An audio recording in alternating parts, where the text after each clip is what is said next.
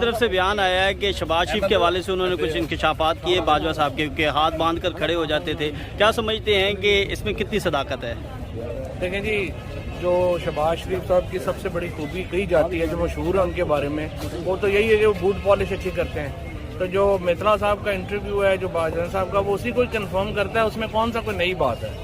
میرا خیال ہے کہ جو انہوں نے باتیں لکھی ہیں، جو باجوہ صاحب نے کہا ہے، وہ صحیح کہا ہوگا. یہ بھی وہ تو باجوہ صاحب کے یہ بھی بالکل تھا. وہ حمزہ شہباز کو بالکل وہ سمجھتے تھے کہ بڑا نالائق ہے، کوئی شبہ ہی نہیں ہے. اچھا یہ بتائیے گا کہ کل سراج الحق صاحب نے کہا ہے کہ فواد چودھری صاحب 5 مرتبہ جو ہے وہ امریکی سفیر سے ملے سائفر کے بعد، اور ہم نے ان سے کاپی مانگی، انہوں نے ہمیں کاپی نہیں دی حمایت کے لیے. نہیں، 5 دفعہ نہیں ملا، میں 7 دفعہ ملا. 2 دفعہ جو ہے وہ میں امریکن امبیسڈر کے باس سے ملا، اور یہ سارے جو میری ملاقاتیں ہوئی ہیں انشاءاللہ اس کے جو اثرات ہیں وہ سامنے آنا شروع ہو گئے ہیں.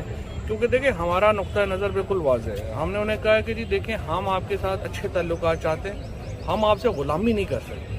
پاکستان کے عوام جو ہیں وہ ہم کوئی لڑائی بڑائی میں تو نہیں پڑ رہے، نہ ہی ہمارا کوئی لڑنے کا یا کوئی جنگ کرنے کا موقف ہے. ہم سمجھتے ہیں عمران خان وہ واحد لیڈر ہے پاکستان میں جس کی ایک عالمی سطح کے اوپر پذیرائی ہے.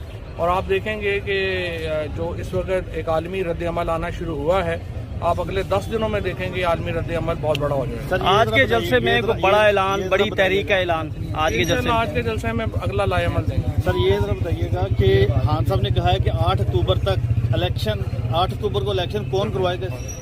جی ہے 8 اکتوبر کو بھی الیکشن نہ ہوئے تو اس کی گارنٹی کون دے گا؟ تو خان صاحب کس سے گارنٹی مانگ رہے ہیں؟ کیا اگر آپ کوئی بڑا آدمی گارنٹی دیتے تو؟ گارنٹی نہیں. 8 اکتوبر انہوں نے کہا ہے کہ ایک دفعہ آئین ٹوٹ جائے تو پھر کیا گارنٹی ہے کہ وہ اپنا باقی چیزیں جو ہے رہیں گی. ظاہر آئین ٹوٹ گیا، اگر الیکشن 30 اپریل کو نہیں ہوتا.